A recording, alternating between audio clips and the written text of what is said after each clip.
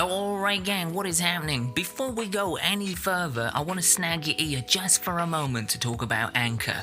If you're thinking of starting a podcast of your very own, or perhaps you already have one, but you're looking for a new host, then I can't recommend Anchor highly enough, and that is for a number of reasons. Firstly, it is free. That's right. No monthly charges, no reoccurring fees or startup fees. Secondly, Anchor gives you a number of creative tools to record, edit, and arrange your podcast episodes, which is perfect if you don't even know where to start when making a podcast. You can record through your computer via their website browser, anchor.fm, or get this, straight through their free-to-download app. So whether you're looking to document the daily adventures of your labradoodle, create an original episodic drama based on all of that true crime you binged during lockdown, or you're wanting to create a show that investigates both the mysteries and the meaning of... No, wait, hang on a minute. That's my wheelhouse. Get out. Find your own lane.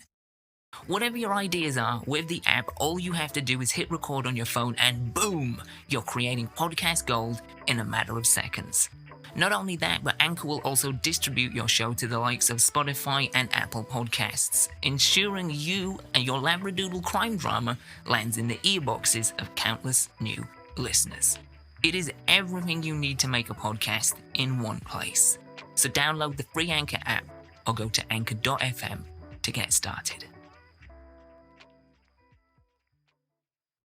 I will say this, a lot of the things that I've read here do click, they do resonate, they do come across as being very accurate. They are things that I very much recognize, too much sometimes in some cases. Maybe if you don't want to talk, you could just listen.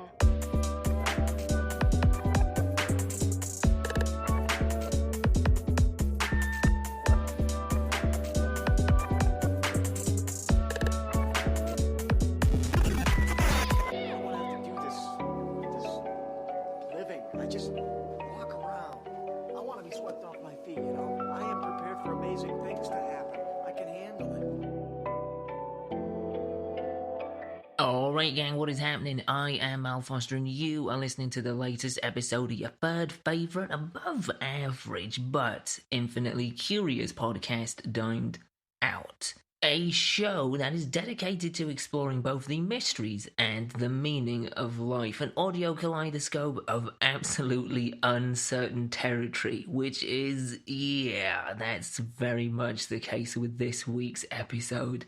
Because I really don't know anything about the topic at hand. As you can tell from the title of this week's episode, we are going to be looking at human design, a phrase that is just honestly kind of terrifying. When I first heard this, I thought it was something to do with designer genetics, and I just pictured evil scientists making a baby from scratch. It's nothing to do with that, apparently. What I do know is that, and I say no in the loosest of terms, what I think it is, what my understanding of it is that it's a chart of some kind which is generated through information that you give, and I think it has something to do with astrology. And I think the whole purpose of it is to tell you your destiny or your purpose, or to tell you what your path in life is, or to tell you something about you, is what I think it's all about. But yeah, as you can see, the ceiling of knowledge I have on this topic is not very high. But hopefully that will be different by the end of this episode, depending on how long this episode's actually going to be. It could be 10 minutes, it could be an hour. I have no idea. It's kind of interesting. It's kind of daunting going into something with zero knowledge and no notes. That's a bit weird. But it's also kind of liberating and refreshing, kind of diving into something and learning in real time, as it were. The reason this thing is on my radar in the first place is thanks to dear friend and Dined Out's resident Fippy, Rachel Shaw, who told me about this. And when I say she told me about this, what I mean is she told me that this is a thing, it exists, it's apparently quite popular, and it's something that I might be interested in and could also make for a good episode. So, I'm always open to suggestions in general, but specifically from Rachel, who is really good at finding curious and at the very least interesting things. So yeah, I'm kind of curious and interested to dive into this and see what this is all about and see why it's so popular, and also to see if it makes any bloody sense. Because, you know, the idea of a chart telling me what my destiny is, you know, it's already kind of ringing certain cynical alarm bells. I mean, just on paper, just that idea alone, it kind of sounds like something from an Indiana Jones film, and not one of the good ones, more like that shitty one with the alien skulls. Which, oh, yeah, it's depressing to remember that even exists, to be honest. Anyway, enough of that, let's get into it. Let's take a look at human design.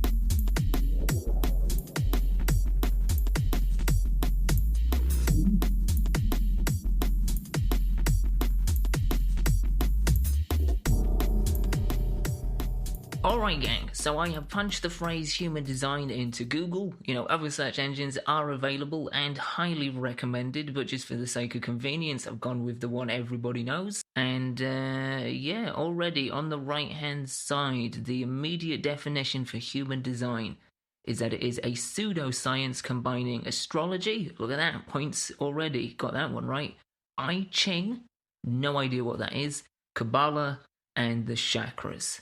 Human design was originated by Alan Robert Krakoa, who published a book called The Human Design System under the pseudonym Ra Uru Hu in 1992. So this has been around for a little while. Interesting. Alright, so let's take a little further look into the Google results. Actually, let's have a look here. People also ask, what is your human design? Your human design chart, also called a body graph, is calculated using your birth date, time, and place to reveal your genetic design. On the most practical level, human design shows you where and how to access your body's consciousness as a decision-making tool. Alright, and we have a website pulled up here which I think I'm gonna use. It's called myhumandesign.com. Just have a quick look at the SEO description for that. Your soul came here with a plan to live a spectacular life. Human design is the roadmap on how to live yours. Sorry, but that sounds a little bit like it's the description you might read on like a cult pamphlet. Your soul came here with a plan to live a spectacular life. Yeah, this sounds like it could be something you would find on a pamphlet for like a UFO cult. Alright, taking another look at people also ask in the search results, and one of the things here is human design legit? And the answer there is human design is not a scam, nor is it a cult. Alright, so maybe I'm not the only person that has maybe thought that it sounds like it's got some cult connotations. It is more of a personality inventory system to assist one with a deeper understanding of how they best operate in the world. Alright, so that sounds a little bit more legit than, you know, what was it? Your soul came here with a plan to live a spectacular life. That's kind of getting into the Thetan territory of Scientology for me, that particular line. But the idea of kind of getting a better understanding of how you operate as a person, you know, your personality type, that sounds a bit more legit. Yeah, alright, let's take a look. myhumandesign.com is the website if you want to do this yourself, if you want to make your own chart. And if you do, let me know what you get. But in the meantime, I'm going to head into this website and see what I have to put in exactly. It did mention before something about birth information. So yeah, discover your chart. Please enter your birth data below. So name, obviously, you guys know that one. And, you know, I share that with you every week. What else is it asking for? Your birth, year, month, day, time, and location, and that's it. Just your birthday, your time of birth, and your place of birth, and that's it. And they generate an entire chart from just that. Okay. Yeah. Not sure how much I buy into this, to be honest, but let's do it. Let's go ahead. We're gonna do it anyway. Alright, so I have entered the information that they wanted, and what is this that I'm looking at? It looks like a series of cables and adapters that have been molded into what looks like an egg with a spear running through it, and there's a bunch of numbers and a bunch of symbols and two separate columns, design and personality, with different numbers and insignias. What the hell is this? I hope this is kind of explained, because it looks like some strange diagram for I don't even know what. Alright, okay, so there's stuff on the right hand side of the page here called chart properties. Click on any of the underlined words to learn more about your chart. Alright, Mal is my name. Sorry, I'm just taking all of this in. You obviously know that. Name, Mal Foster, birth date, design date, 15th of January 1985 at 1:35 in the afternoon. What is that? What is your design date? Alright, we're going to put a pin in that to come back and look at that. Alright, type, manifesting generator. The multi-hyphenate, multi-passionate people who are here to do and accomplish many diverse things. Alright, that's underlined, so I can take a look at that. I tell you what, I'm going to read through the properties first, and then we can kind of look at the separate bits afterwards. If you know about human design, then you probably know what some of this means. So yeah, we'll run through the properties, and then we'll dig a little bit deeper. Alright, under strategy, I have got responding. Again, I hope this is all kind of explained, because honestly, I have no idea what any of this means. Alright, underneath definition... No, hang on, I'm jumping ahead there. Underneath authority, the way you make decisions is sacral. Listening to your guts. Alright, okay, that's pretty straightforward, and I can kind of agree with that. I think, I'm a little bit more sort of level-headed, and I plan a little bit more than I used to, but still, I think, yeah, my sort of primary instinct is to listen to my gut. Alright, I'm on board with that. Definition. Single definition. This is easy flow in your chart. Okay, that's underlined, and we can look at that in a little bit, which we'll need to, because I don't exactly know what that means. Profile. 3/5, the Great Life Experimenter. I like the sound of that. No idea what that officially means. Again, that's something we can look into in a moment or two.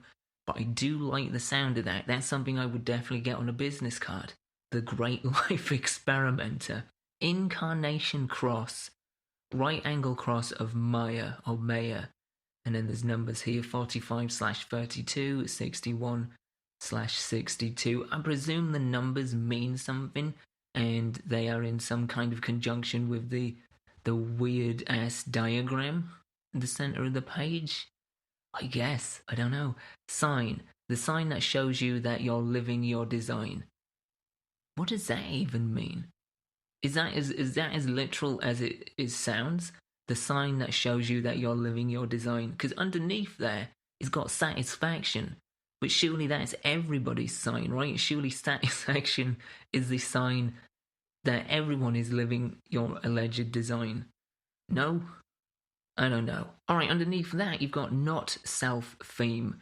The telltale feeling that happens when you're not living your design, which is frustration. Again, that seems like that would just be to everybody. That just seems kind of obvious.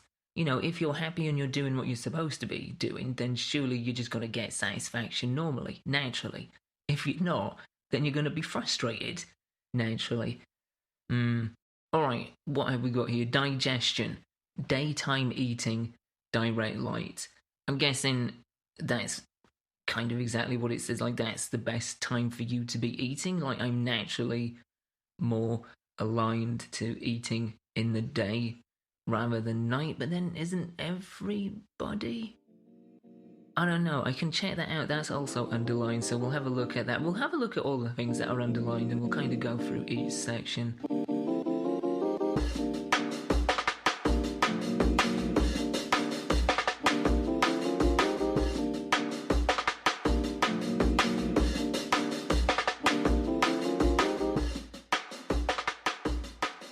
Alright, gang. So I know that I said at the start of the episode we were going to kind of do this a little bit different. It was going to be a kind of fly by the seat of my pants type thing. I was going to learn on the job, as it were, learn as we go along.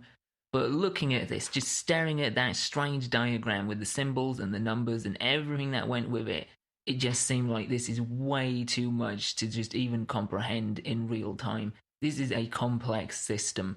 And it is, because we're changing tactics. I have to. As much as I wanted to do it that way, it's just impossible with this because there is so much to it. And even having sort of dug into it a little bit, I really don't fully understand it. And there are sections in there which are still kind of mind boggling. But to give you the best episode and to give myself, less work to do, essentially, and make things easier for all of us, I have gone on a little side quest. I've looked at the chart properties, I've looked at what the numbers and symbols mean, and I've kind of dug into this a little bit. And I'm going to present to you my very layman's understanding of my chart and the things associated to it. Now, hopefully, you have done a chart of your own and you can have a look at that and go through it as well. If you haven't, don't worry, just check out the artwork for this episode because it will be a copy of my chart. So you've now got a visual aid of sorts, a visual reference from this point onwards. So let's look at the diagram, the weird-ass diagram that does look like an egg with a spear going through it that is comprised of cables and plug adapters. Those adapters, those little sections, those are known as channels or your chakras. Or, for the purpose of sticking with something that is easily comprehensible and that we've kind of established, we'll call them adapters. Because in a weird way, they kind of are. The diagram as a whole, that weird shape, is supposed to be you. Well, not exactly you, but a person. A person. And all of those adapters are, as I said, your chakras. So they are the different points like head, your root, solar plexus and stuff. So that's what it's meant to be. But it still kind of does look like an egg with a spear going through it, or an arrow made of cables and adapters. But that's what it's meant to be, anyway. You will notice on the diagram that some of the adapters are coloured in. Some of them have colours. If those colours have specific meanings, I don't know what they are. I never made it that far. But you'll see that some of them are blank, some of them are white, and some of them have been coloured in. I say coloured in, like a child's gone at it with a Crayola, but they have colour to them. What that basically means is those parts of you, those channels, those adapters are defined. They're no longer soaking in and absorbing information from your environment and your surroundings. You are pretty much, you pretty much know where you stand with those parts of who you are, essentially. Whereas the blank ones, the ones that haven't been attacked by a toddler with a crayon, those ones, you are still learning, you're still adapting, you're still absorbing from your surroundings and environment, you're still molding those parts of who you are. Still with me? Okie dokie, let's move on then into the absolute bombardment of information that is surrounding the giant egg spear cable spaghetti monster thing. You will see that there are two categories, one on the left, one on the right. These are your two separate sections. One is the design section, and that is on the left and is in red. And the one on the right is your personality, and that is in black. The two differences are the design is basically your unconscious parts of you. That is your true essence. That's who you have been designed to be and presumably will grow into being. The right-hand side, the personality, the black section, is the conscious part of you, the parts of you that you are aware of. So traits, mannerisms, behaviors, things of you that you are aware of, that are active, that are putting out, as they say, frequencies into the universe. Now, if you're struggling a little bit with the design bit, which I'll be honest, I am still. All of this is fascinating, and as we get into it, it becomes even more interesting. But the design aspect is something that I just really struggle to get my head around. So, apparently, you, the person that you are, was designed about 88 days before you were actually born. And that's why you've got two sections, and that's why the numbers are different for the corresponding symbols, because the way that it works, from what I understand, is that, and this is where I struggle with this, the universe was at a certain position when you were designed. and all of these parts of yourself were pointing at different gates on your design date. Then 88 days later, 88 degrees away from the sun, the universe pivots and shifts and changes position, and now all of these parts of you are pointing at different gates. That's how it works, I think. An easier way to explain it and to clarify it is to use the pizza analogy, and it also explains the symbols that you see as well. So this really taps into astrology, and I didn't know this before digging into this, but apparently there are 12 zodiac signs, and the best way to look at it is that astrology is like a pizza that is cut into 12 slices, and depending on what slice you land on, that determines if you're a Libra, an Aries, or whatever. The Sally the Scorpion, whatever the other ones are, I don't know. And human design is a pizza that is cut into 64 slices. These are gates. And all of those little planetary glyphs that you see there, they, as I said, were pointing at one pizza slice when you were designed, and then they were pointing at another pizza slice or a gate when you were actually born. That's the best I can do for you. Hopefully you're still on board. Like I said, there is some really interesting and fascinating stuff here, and we're about to get into that in just a moment, but this is the bit that I struggle with, the whole idea of the universe being in a certain position and then pivoting, and then the idea of like astrological or celestial gates, and this idea that you were designed like 3 months before you were actually born. I struggle with that. That's where I find a real disconnect. But regardless, let's dive into it, let's get into it, let's take a look at my chart properties now that I've kind of given you a very basic foundation of what some of these things mean. Alright, so digging into my chart properties, and we're going to start with type. I am a manifesting generator, and apparently, by the way, I have cobbled all of this information from various sources. It's not just one place, it's literally been plugged from about half a dozen different websites. Anyway, I am a manifesting generator, and apparently this means that I have an enveloping aura which pulls life to them, which sounds pretty amazing, unless it's like Galacticus and I'm just pulling life towards me to destroy it, in which case, not cool. Apparently, manifesting generators live in a frequency of satisfaction. However, when they move toward things or try to get what they want, they meet resistance and are left frustrated. Already, straight out the gate, this actually does have a real air of authenticity and accuracy to me in regards who I am. Now, I know I was a little bit sniffy before when I was talking about, well, doesn't everybody want satisfaction? And that's true, we all do. But in terms of how I operate, in terms of how I am and who I am, yeah, that really does have a ring of accuracy to it.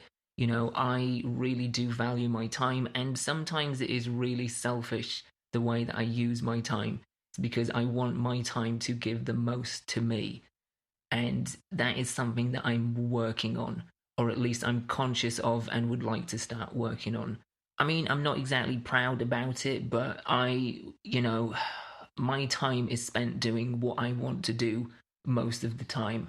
And that does give a lot of satisfaction, but it also is a detriment to other people as well. And that is something, that, as I said, I'm more conscious of lately, and it's something that I do want to start working on. But to do that, I actually need to put practical action behind my words and my thoughts. So, yeah, reading that already, as much as I've kind of been a bit sniffy about some of this, and as much of this that I just don't really get, reading some of these things and that thing right away in particular was really quite sobering, and yeah, something that I think I needed to see to reinforce ideas that I've already been sort of floating around. The next thing we have in my chart properties is strategy, and this is how we make decisions. For me, my strategy is responding. I am moved by, or I respond to things that I encounter, and it could be anything from a song to something somebody says, like a turn of phrase or a specific word in a conversation, to the way somebody is dressed. It sounds really judgmental and catty. Or something like a poster on the wall. Actually, yeah, that's a good one. That's a good example, and it leads nicely into what is known as the authority. So for me, my authority, which, by the way, the authority is basically what dictates the decisions that you make and the directions in which you move. It's basically your decision maker quality. So for me, my authority is sacral, which is the gut. So gut instinct and intuition and that raw gut feeling. And that really does tie into responding to things that I encounter. So, this poster that we're talking about, let's say it is for a band that is playing in town tonight. And let's just imagine COVID isn't a thing anymore. Live music is back up and running. Everyone's out enjoying themselves. I see this poster for this band. I've not heard any of their music, but I do know somebody whose taste I trust who has talked extensively about them. So I have that in my head. I see this poster. I see they're playing tonight. My response based on my authority, on my gut instinct is probably to go and see them at that gig. Now, that may be a real oversimplification of this very complicated system, but I'm just using my own framework to understand and hopefully explain in a reasonably cohesive and clear fashion to you guys. But yeah, according to my chart property, I respond to things that I encounter, and I sort of really respond to those things that I encounter through my gut. And I think that's really true. I feel like I have had a real strong gut instinct throughout my life. And yeah, a lot of the time it's led me into trouble and mistakes and just things that I've regretted doing. But at the same time, it's really kicked open a lot of doors because I've just chosen to trust my intuition, to trust my gut feeling and go with it. And things have worked out. So yeah, I think that rings really true. The next thing in my chart properties is my profile, and apparently I am a 3/5 martyr heretic, which kind of sounds like a D&D sort of class that I've not discovered yet, or as it's also known, and I love this, I just absolutely love this, the Great Life Experimenter. And what I found for this is the following. You know what works and what doesn't, based on your trial and error process. So when people call upon you, you can often provide both practical and wise solutions. So again, this rings really true because I, especially in the last 5 to 6 years, have really kind of tuned into the trial and error process, learning from mistakes, throwing myself into things, trusting my gut. And as I said, sometimes my gut isn't always right. It kind of leads me to make mistakes and do things wrong. But there is something from that leads on to something else that kicks open other doors. So yeah, I'm all about the trial and error process. I'm all about learning from mistakes and picking yourself up after a failure and seeing what you can do, what you can take from that. And weirdly enough, I am somebody that, people do come to for advice on certain things, and maybe it's because I have really sort of thrown myself into the trial and error process. Yeah, again, kind of accurate. I can't lie. This is actually ringing pretty true.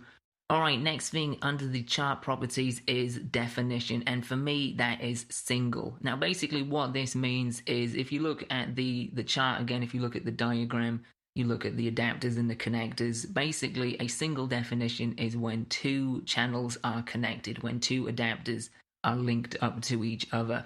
For me, it is the root and the solar plexus. And apparently what that means is that you are fairly independent in a way that you feel around other people. Your energy is self-contained and it's not reaching out for others to complete you. Boom. Absolutely. I have always kind of been a very independently minded person. I've always kind of been a cat that really does like a degree of solitude and alone time. And, for a period of time, I'll be honest, there was a big period of time, especially when I was bigger, when I weighed a lot more, and I was in the absolute throes of my depression, and I just hated myself the way I looked. I just absolutely feared how people would view me, and it didn't make me agoraphobic as such, but it did stop me communicating with people. It did stop me socializing because I just instantly assumed and feared that they would hate me, they would hate the way that I looked, they would think I was pathetic, they would think I was just a waste of time. And I gave far too many fucks about what people thought at a point. Far too many.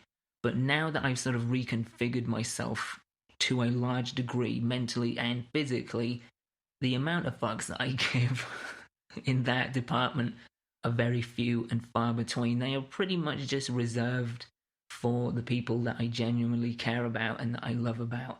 What Joe Schmo on the street thinks about me, what Karen down the corner shop thinks about me, what this person, that person, what someone's acquaintance, what somebody I've just met thinks about me, I really couldn't give a toss. So it's interesting. I wonder if that is more of my design. I wonder if that is more of who I am inherently as a person, because I've kind of grown into that sort of mindset.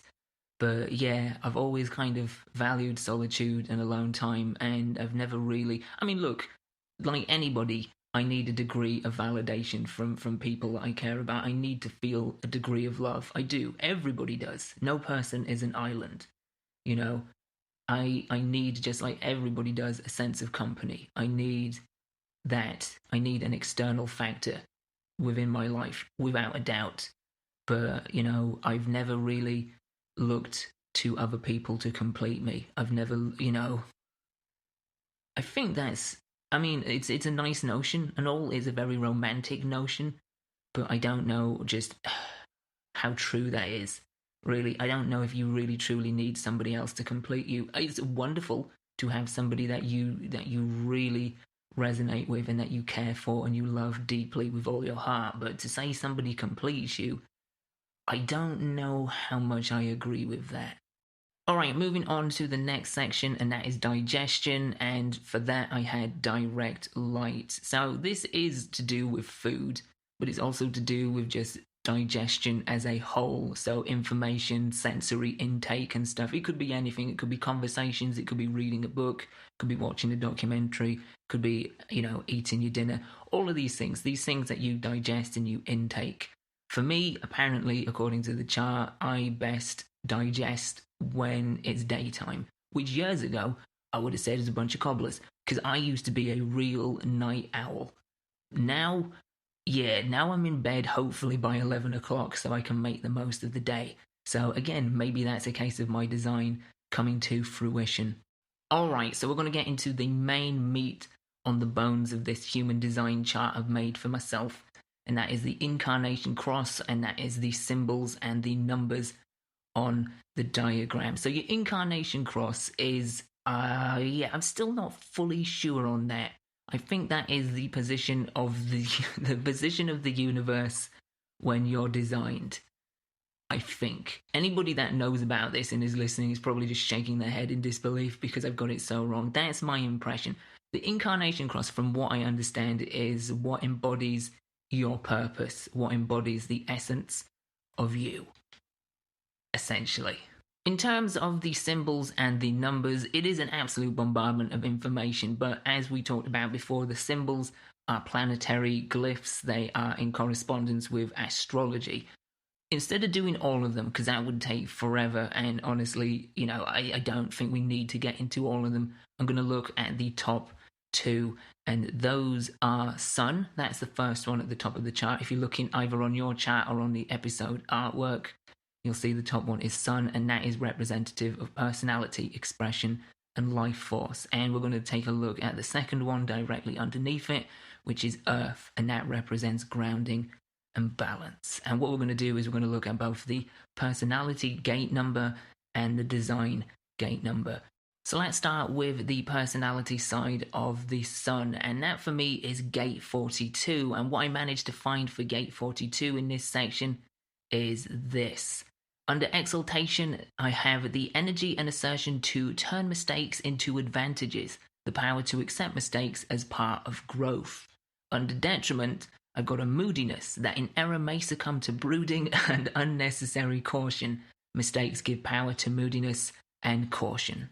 Again, that kind of ties back to what I was talking about before, the whole trial and error process and the idea of learning from mistakes and taking past failures, or taking something from past failures and converting them into something good and positive and forward moving.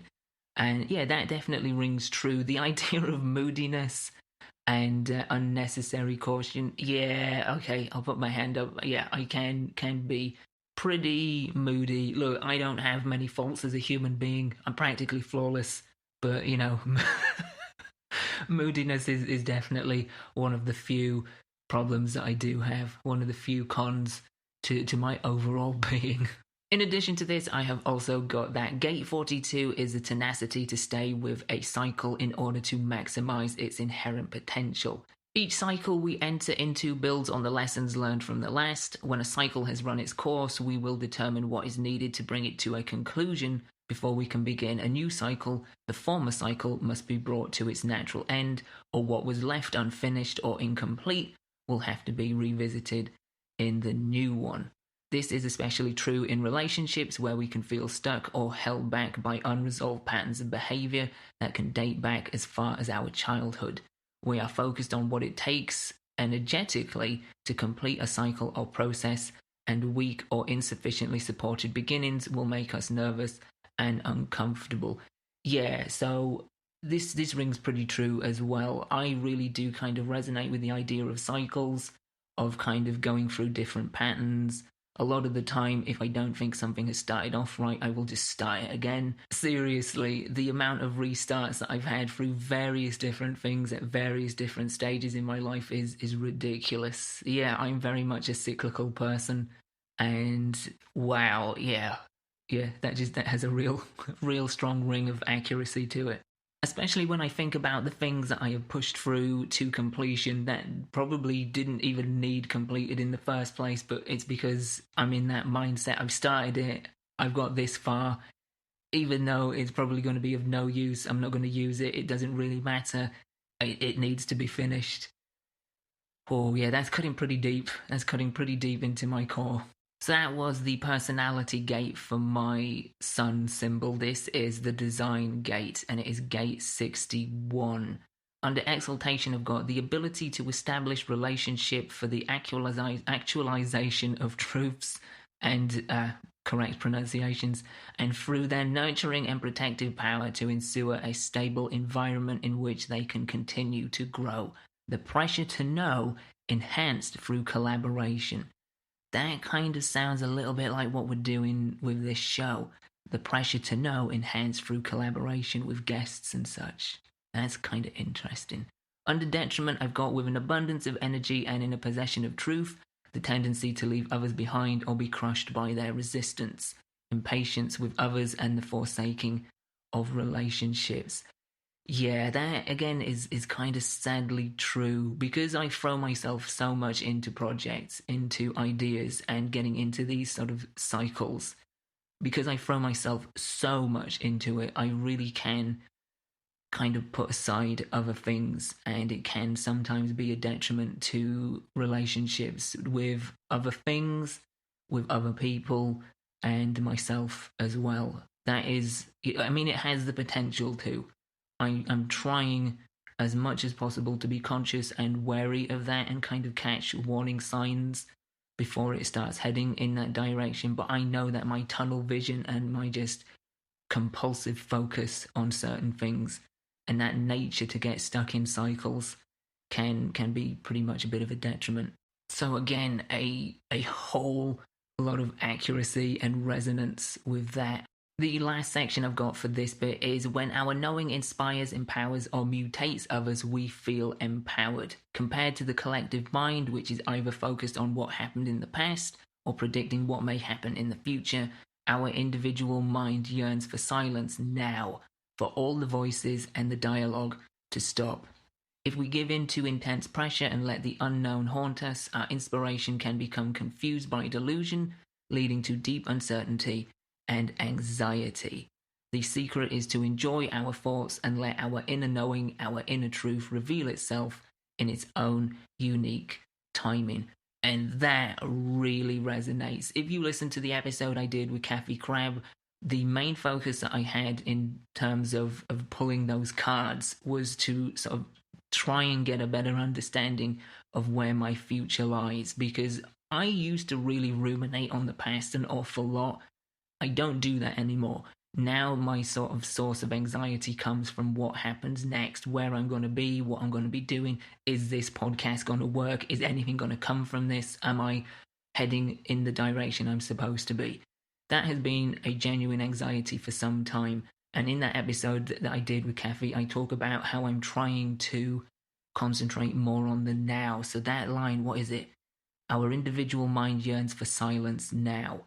Yeah, that's really kind of true. I'm really trying to just be in the moment instead of trying to figure out what the fuck's gonna happen next or worrying about what's coming down the pike.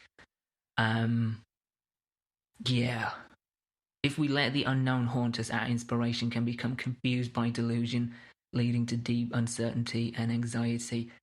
Yeah, that's really true. And that's actually formed a decision here, actually, because I was going to look at the North Node, which is something that we also addressed back in that Cafe Crab episode. But I'm not going to. I'm not going to look. Not that I buy into this as any kind of prophecy or any sort of concrete absolutism, like this is laying out my path, my intended path.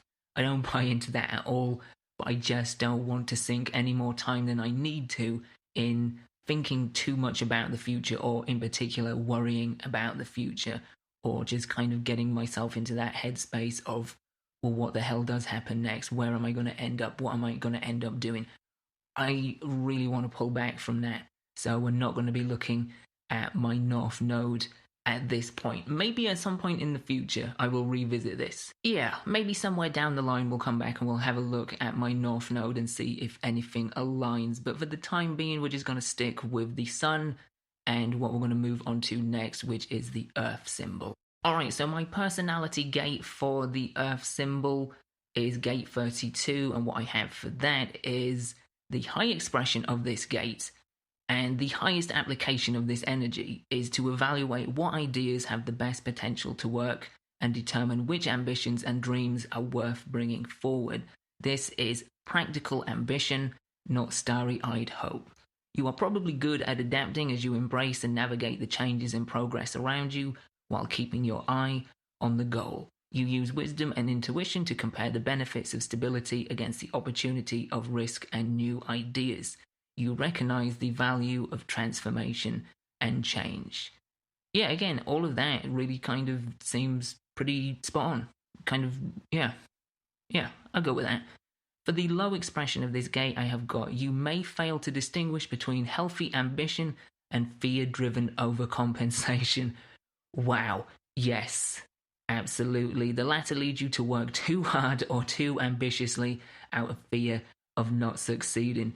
Absolutely. Again, like I said, when I throw myself into projects, when I get stuck in that cyclical pattern, I think it is because of that, because I'm terrified that this has to work. Like, it has to work. And I don't know if that's a good thing or a bad thing. It's good because it makes me move forward. It adds a sense of conviction to what I'm doing. It shows that I give a shit about what I'm doing, and I really want it to happen, and I really want it to work. But at the same time, yeah, it can be kind of a detriment to me and to other people and other things. Yeah. For the design aspect of this, my design gate is 62, and for this, under exaltation, I've got the reaching out to others to share, symbolized by the moon's phases as it moves from darkness to eventually sharing fully its light. The understanding that only when the details are complete can action or expression be initiated. And for detriment, I've got a tendency in metamorphosis to seek acclaim through dramatic presentation. When the details are organized, the need for attention demands expression. I really don't know what that means. Is that saying that I need an audience, that I do demand my things that I throw myself into, these creative projects, these cyclical patterns, that I need an audience for them, that I need them to be seen and heard? I mean, I guess there is an aspect of that, absolutely, because the creative projects I do usually do coincide with having an audience, a podcast, for example, a book, what have you. But yeah, I'm not sure if I'm reading that right. I don't know. And the idea of, what is it? Seek acclaim through dramatic presentation. I mean, look, hey, I can be a bit of a performing monkey at times. I can be a bit of a fool, willingly. I can be a bit silly. I can be a little bit dramatic, a little bit moody, as we've established. So, I don't know, maybe there's some truth in this. Or maybe there's some truth in my interpretation of this. Yeah, not entirely sure. If you are pretty well versed in all things human design and you've got a much better read on that than I do, then please do let me know what you take from that and what you take from anything else that I've shared from my chart. I would actually love to hear some feedback from people in the know about this thing. It would be kind of interesting to get a bit of a deeper insight and understanding to some of the things that I've discovered and shared. And likewise, if you yourself have taken this on board and you've done a chart for yourself, if you've got yourself all of this in front of you, do share with me what you have found out about yourself. If in fact you have actually found out anything about yourself to begin with. I'll be honest, I haven't found anything new about myself here. A lot of this is just confirmation and echoes of recognition. But I'm not saying that's a bad thing. It's actually a pretty good thing because it's kind of reaffirmed certain things that I've been thinking of for a while. It's sort of re-cemented ideas that have been floating about in my head, and it's really kind of given me more incentive to be mindful about certain things that are not exactly fantastic and that can be really worked on. Yeah, with full transparency, I really don't know how much I lean into this being like true. Like the whole celestial astrological aspect of it really is lost on me. There's a big disconnect there. But I will say this, a lot of the things that I've read here do click, they do resonate, they do come across as being very accurate. They are things that I very much recognize. Too much sometimes in some cases.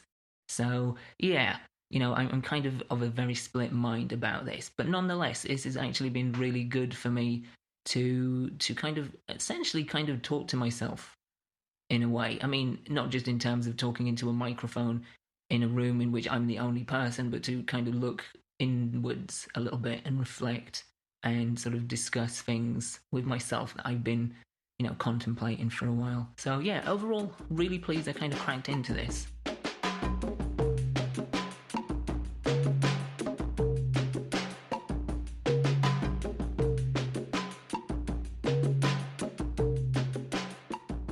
Alright gang, so there you go, that was me diving into the weird and wonderful world of human design. What did you make of that? What did you take from that episode? If you did a chart yourself, what did you take from your own chart? If you want to share, if you feel like sharing, please do. As I said before, you can find me on Twitter and Instagram at I am Mal Foster. We also have a Facebook page as well, so you can share your findings and your feedback just in general about this episode or any others, or any suggestions you have for future episodes via any of those social media channels. Yeah, hopefully you have enjoyed this episode. Hopefully you've gotten something from it. And if that is the case and you haven't done so, the best thing for you to do next is to subscribe to Dimed Out. You can find us presumably where you found this episode and just gently tap that subscription. Give it a little boop. And you are not only helping support this show in its growth and further development, but you are also ensuring that you get every episode following this one directly to your device without having to do anything. There are other ways you can help support the show if you feel so inclined. Take a look in the show notes. You will find a bunch of links. One of them is to our Dimed Out Patreon account, which offers you bonus goodies, extra content, extra episodes, live streams, access to the Discord channel, and other stuff as well. You'll also see other links in there as well if you want to check them out as well. They do help us out.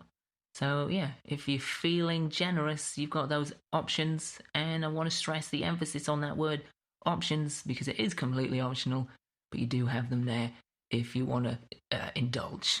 As for next week's episode, I could tell you all about it right now, but where would be the fun in that? The best way to find out what next week's episode is going to be all about is to simply just tune in and find out. Leave it as a surprise. Yeah, because everyone loves a surprise, right? Well, not everyone, and not all surprises are good, but this one will be. I promise you. You'll enjoy this surprise. So tune in next week. As for this week, we're officially done, son. That's it. It's a wrap on this episode. As always, thank you for listening. Look after yourselves, look after each other. And until next time, keep it dimed out.